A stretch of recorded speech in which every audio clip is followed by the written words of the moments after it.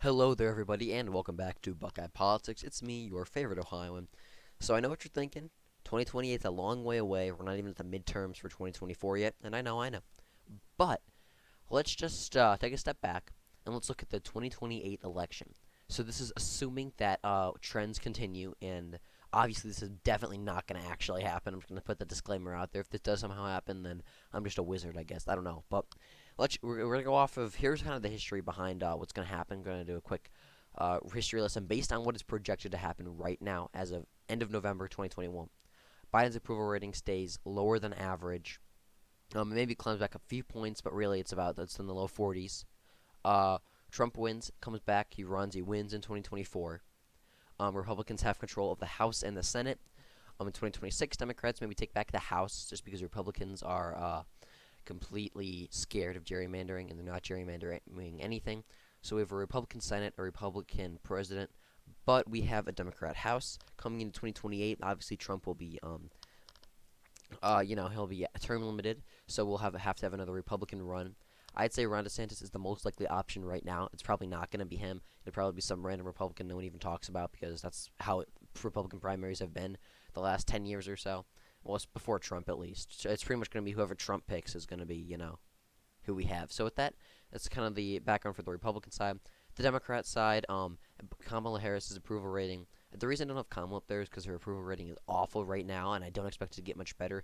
And especially if her and Biden lose in 2024, which is which is the most likely option as of now.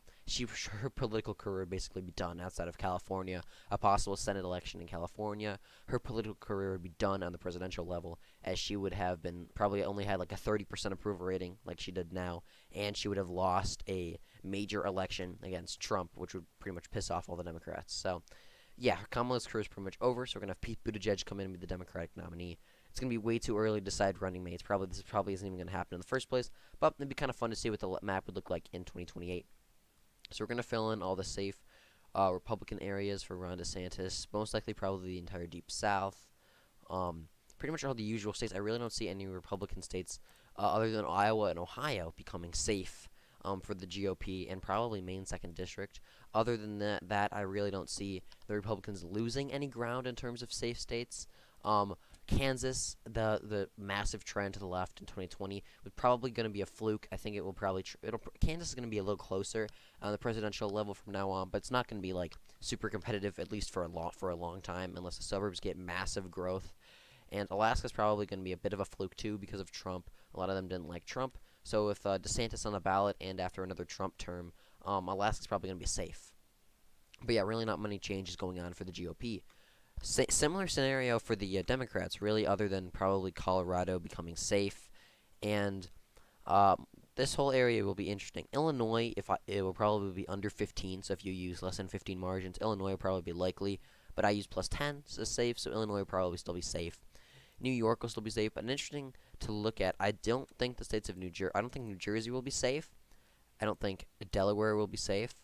I do think Vermont, Massachusetts, and Connecticut will be safe, but I doubt Rhode Island, New Jersey, and Delaware will be safe. I've made videos on them so many times about why I don't think that they're going to be, why I think they're going to be future swing states. I mean, we saw what happened in New Jersey with Jack Ciattarelli making it close. So yeah, I really doubt that I really doubt that Pete Buttigieg will win these states by safe margins. Will he win them? Yes, we'll fill them in later, but they're not going to be by safe margins. Maine at large, I'm not going to fill in. Maine's first district is not going to be safe either, actually. So these are all the safe states for Buttigieg and DeSantis in 2028. We're going to fill in the likely states for Ron DeSantis. They include the states of Florida, probably Texas.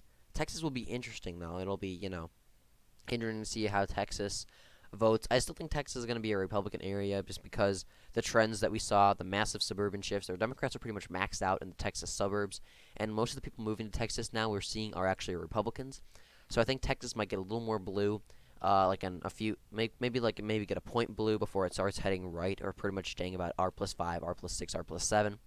So yeah, only Florida and Texas are the only likely R states. For DeSantis, Pete Buttigieg has quite a few likely D states.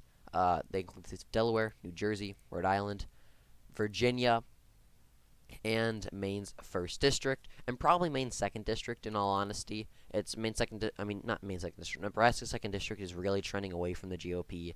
And although DeSantis might have some suburban appeal, by 2028, I think after another Trump term, it might be a little too late to save it. It'll probably only barely be likely, probably about 5-6 points, but really it'll be go to Pete Buttigieg by a likely margin. Um, DeSantis is going to have a lot of lean states. They include states of Wisconsin, Pennsylvania, Michigan, North Carolina, and Nevada. So I do think in 2028 the Republicans will most likely win again. Just because I think if Trump ran again, he'd run a more he'd run go back. I hope he would go back to his 2016 type motto and way of running things. Hopefully, win a lot of those voters back. Hispanic trends will continue. Like I said, this is all based off of if the trends we're seeing now continue into 2028. Will it happen? Maybe, maybe not. I say there's no reason there's no reason the Hispanic trends won't stop. And after Virginia, there's a chance Republicans could flip suburban trends back, which would be awesome and pretty much guarantee us an electoral majority from the time going if we could win, if we could do well with Hispanics, well with the rural areas, and well with suburban voters. So, yeah, so this is going to be the lean states for DeSantis. The lean states for Buttigieg include the states of New Mexico, probably New Hampshire, and Maine at large. Maine at large is an interesting state.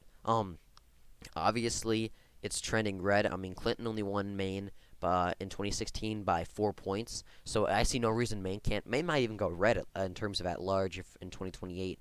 But DeSantis probably would not have as much rural appeal, so that's the only reason to probably be lean D instead of tilt D. But yeah, Maine is at large. If it had more electoral votes, everyone would be talking about it. But no one talks about Maine because it really has only 2 votes, so it doesn't really matter all that much. But Maine could be a possible Republican flip up in the future. New Hampshire, New Hampshire is such a weird state to predict. I'm not even gonna get into it. But yeah, lean D. New Mexico, I think New Mexico is actually going to turn Republican because the Democrats continue to get more left on environment and oil and energy issues.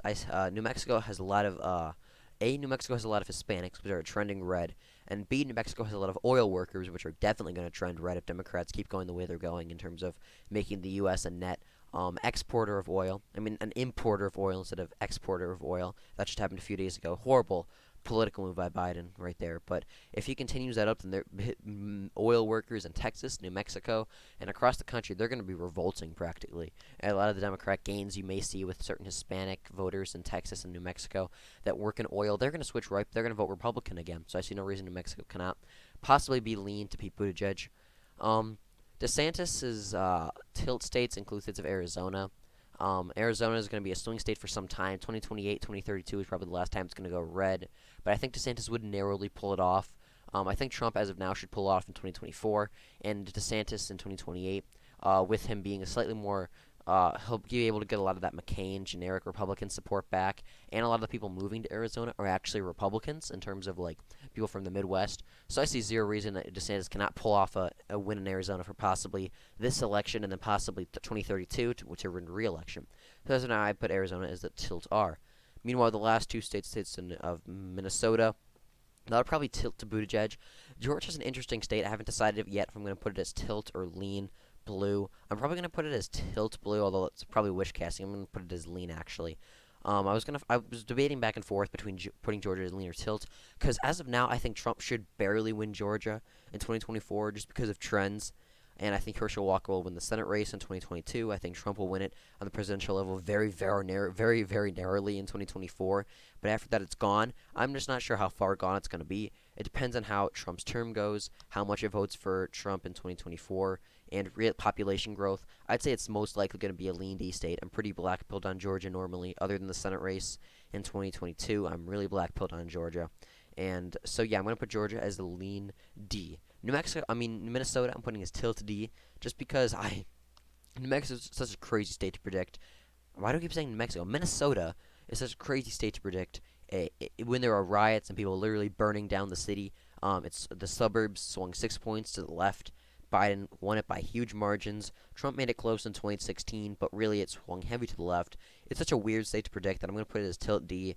I don't even know where to put it. It could easily be lean R, just like the rest of the Rust Belt. It could easily be likely, if not safe, D. It just really depends on how crazy the voters there decide to vote. So with that, this is, as of now, the 2028 electoral map. Obviously, this is probably not going to happen. But, yeah, I hope you enjoyed. Be sure to like and subscribe.